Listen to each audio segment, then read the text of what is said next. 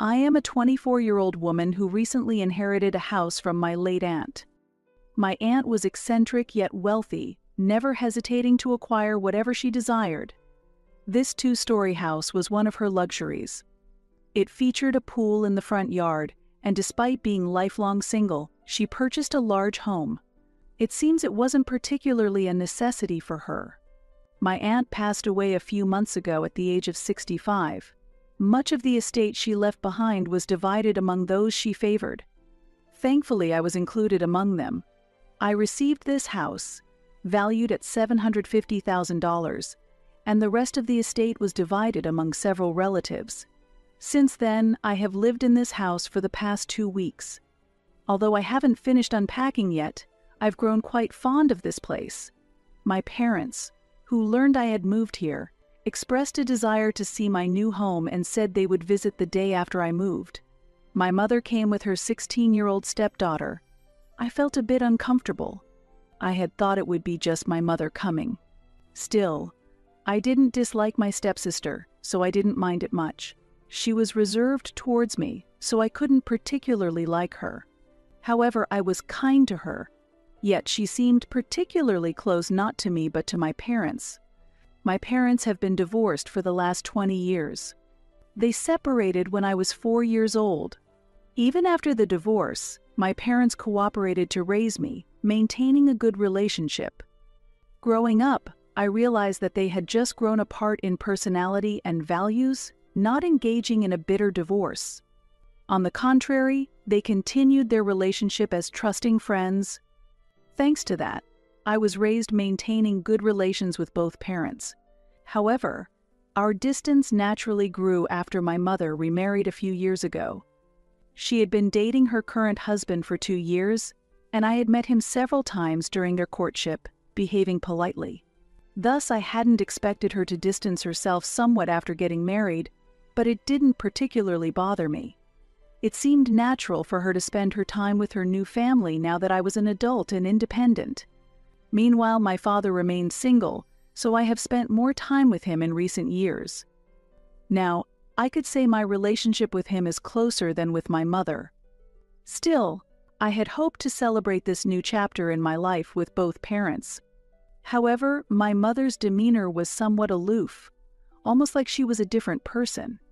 Moreover, both she and my stepsister acted cold and distant, as if we had just met, making me feel quite uncomfortable. She no longer seemed at ease, and there was nothing I could do. Not wanting to complicate things further, I had no choice but to accept it. Over the past few years, I only saw my mother a few times a year, mainly during holidays. Although she had been relaxed and enjoyable during those times, this was entirely different. I couldn't help but think it was because my stepsister was present. Still uncertain, I refrained from mentioning it to my mother. On the other hand, my father liked the house very much, saying, "It's just right for you and your mother."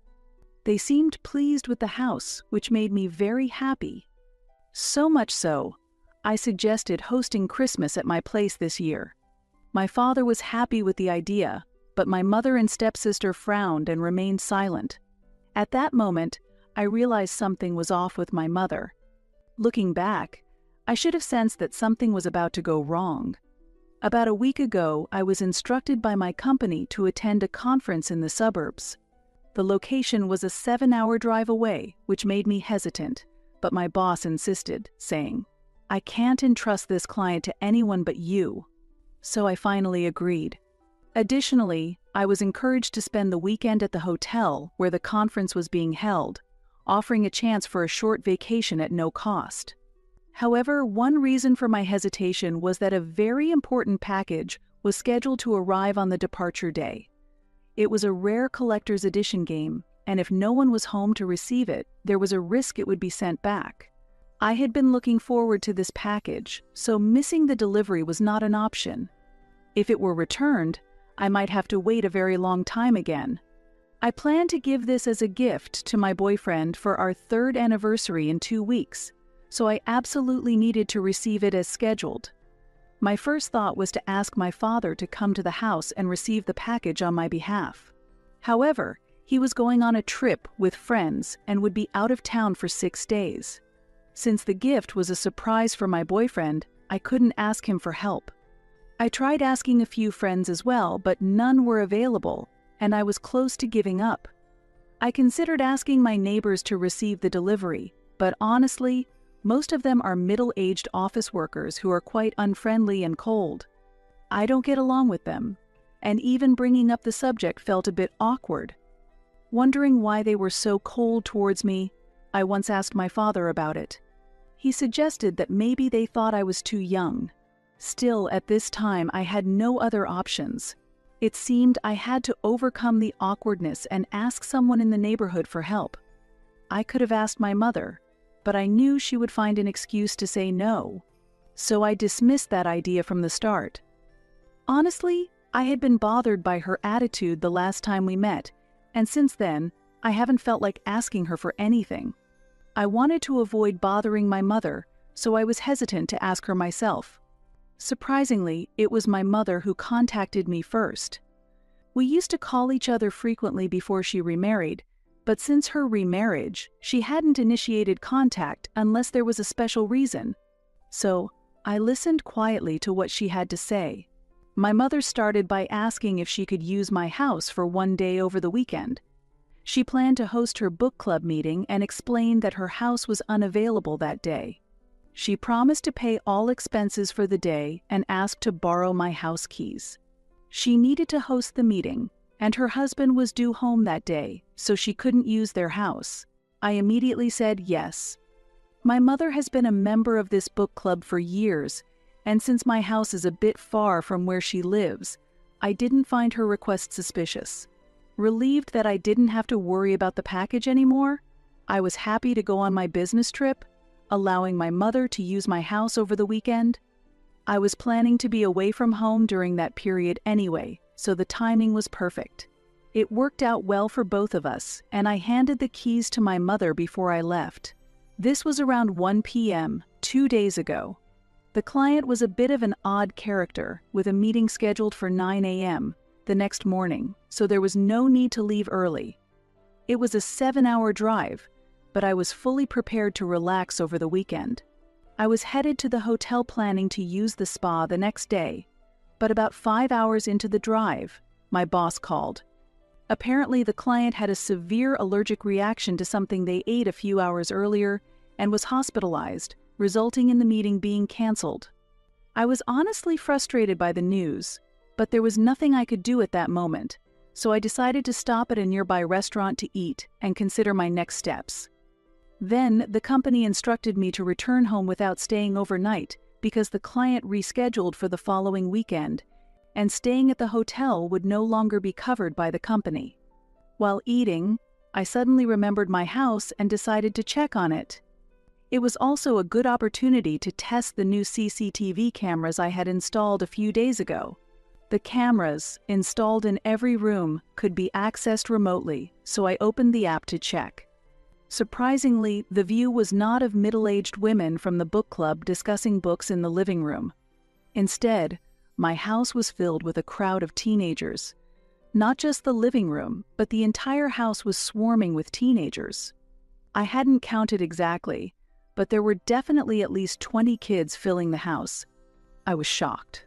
Not understanding what was happening, I decided to rush home to check the situation. I think it was around 4 p.m. at that time. Realizing that a party was being held in my house without my permission, I was certain my mother and stepsister were involved. I arrived home just before 11 p.m. Loud music could be heard from a block away. As soon as I arrived, I saw kids lounging in the yard, drinking beer, and realized that my stepsister was throwing a big party at my house. I was furious and speechless at the scene. As I opened the door, I felt a strong shock throughout my body. The music was piercing, and I couldn't believe no one had called the police yet. The house was filled with the smell of cheap beer and sweat, and I had to push my way through teenagers dancing, flirting, or just standing there vaping. I searched every room trying to find my stepsister, and the kids looked at me strangely. Finally, I found my stepsister in a quiet bedroom on the second floor. She was sitting on the floor with her friends, laughing and drinking beer. At that moment, I noticed her feet on the pillow on my bed. I felt a surge of anger at that sight. Although she noticed me standing at the doorway, she ignored me and continued talking without saying anything. I could not tolerate such behavior, and I immediately called the police. Then I grabbed her arm, made her stand up, and told her to leave immediately. Fortunately, she was not too drunk to stand on her own, and I was able to get her out of the room without having to hold her for long. However, defiantly, she came up to me and said that she was only using the place because my mother said she could use it today, and that I had no right to kick her out or interfere. Fortunately, this house is mine, not my mother's, and I have the documents to prove it. I informed her that I had called the police. Hearing this, her friends, worried that the police might come, started to panic. Eventually, realizing that they were all drunk and most of them were underage, which could lead to serious trouble within minutes, they all left the scene. After everyone had left, I contacted my mother, the root cause of this ordeal, and yelled at her for betraying my trust. I told her that her daughter had thrown a large party at my house while I was away, and I had to kick out the teenagers present. She had caused a commotion in my house without any prior consultation. It's all my mother's fault. I told my mother that her actions were unacceptable, and that we were fortunate that no one had called the police. However, instead of apologizing, she started to get angry. My mother accused me of overreacting and ruining my stepsister's birthday party. She had always wanted to throw a party for her friends, but her house was too small to host such a large gathering. She thought I would forgive her if it was for my stepsister's sake, just this once. My mother accused me of being selfish, saying that now that I have a big house, it wouldn't hurt to lend it to others when they need it.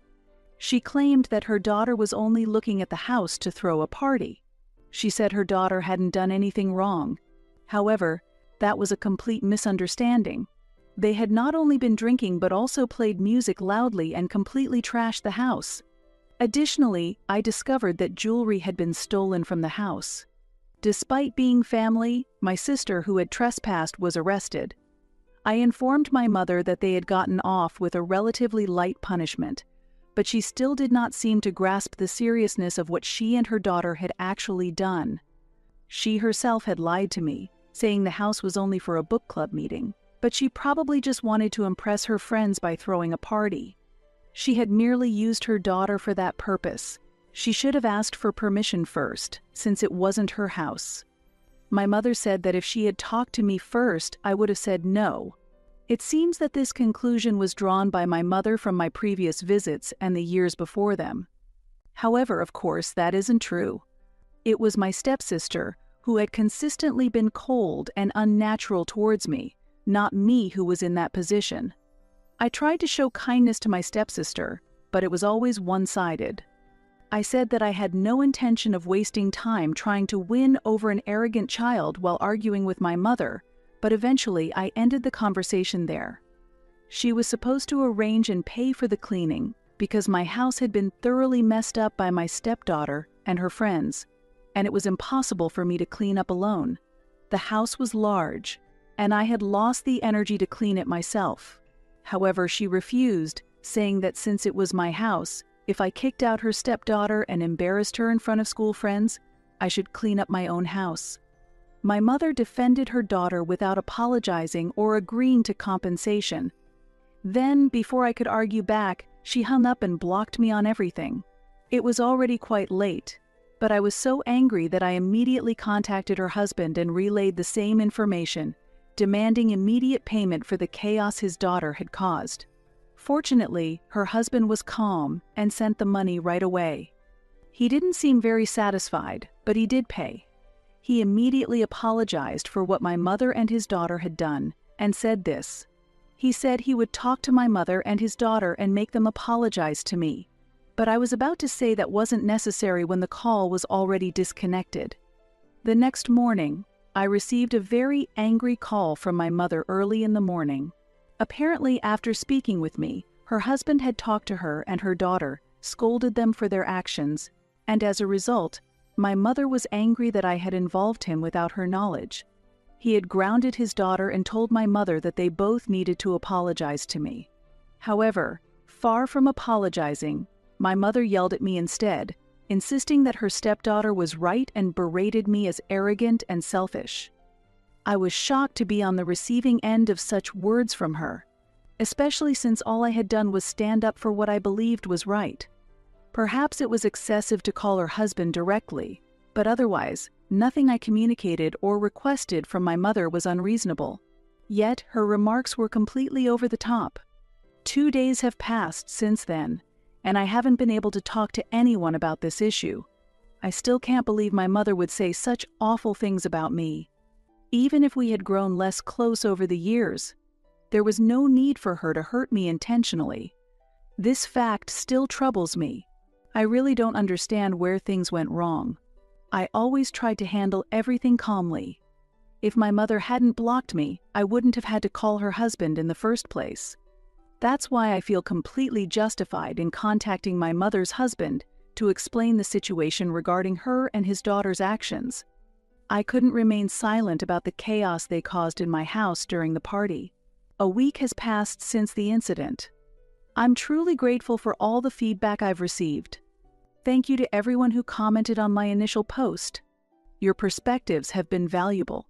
Currently, I'm not in contact with my mother. After that incident, I decided to cut off communication with her.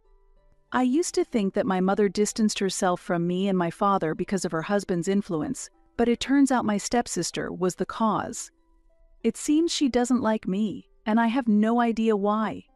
Even though my stepsister has always been selfish and self-centered, I've always tried to be kind to her.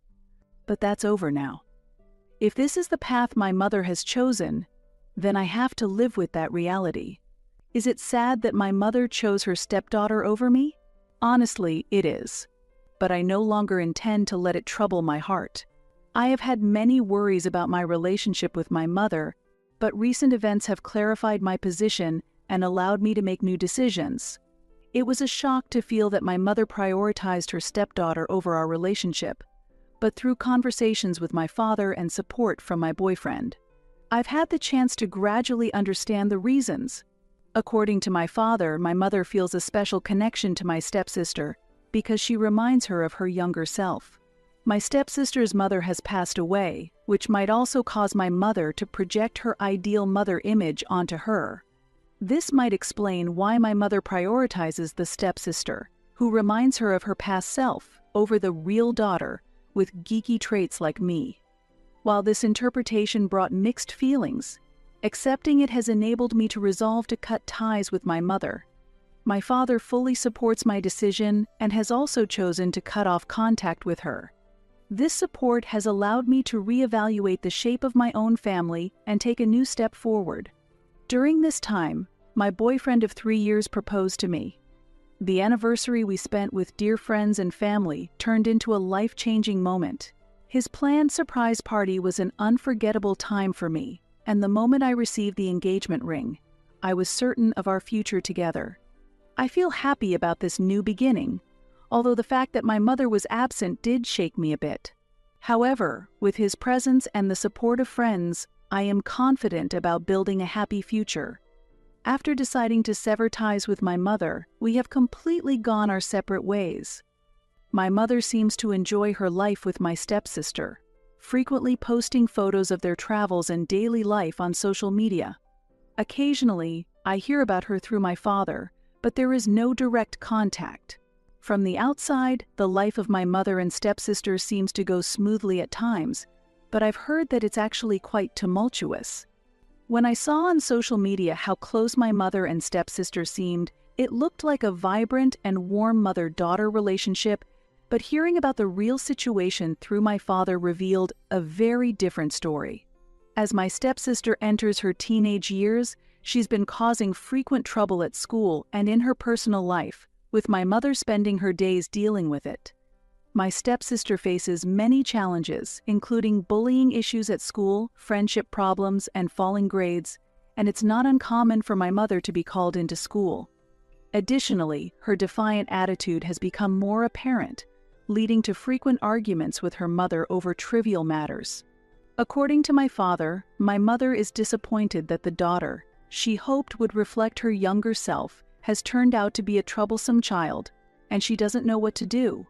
My mother has tried hard to play the role of an ideal mother, but the gap between reality and her expectations is causing her suffering. Furthermore, my stepsister's problematic behavior is straining my mother's relationship with her husband. He feels that the time and effort my mother spends on his daughter has a negative impact on the whole family, leading to constant arguments. The once harmonious relationship between them has gradually deteriorated due to the presence of my stepsister, a development unexpected by my father, who mentioned that the more she chooses, the more she seems to narrow her own world. My mother's husband tends to be strict with his daughter, while my mother desperately tries to defend her, often leading to clashes in their opinions.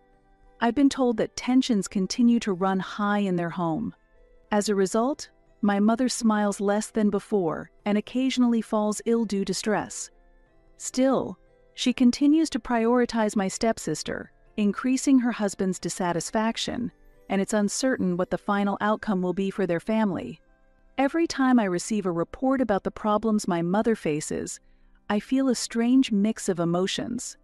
While I once felt sadness and anger at being alienated by my mother and her prioritizing my stepsister over me, now I feel a mix of sympathy and loneliness when I hear about the difficulties her choices have caused her. Yet, I understand that I have no right to intervene in my mother's family matters, and I must focus on my own happy future. The difficulties my mother faces are the result of her will to build an ideal mother-daughter relationship clashing with the complexities of reality. However, there's nothing I can do now. My mother must realize and resolve the consequences of her past choices and actions on her own. This is her path, and this is the conclusion I have reached through my growth.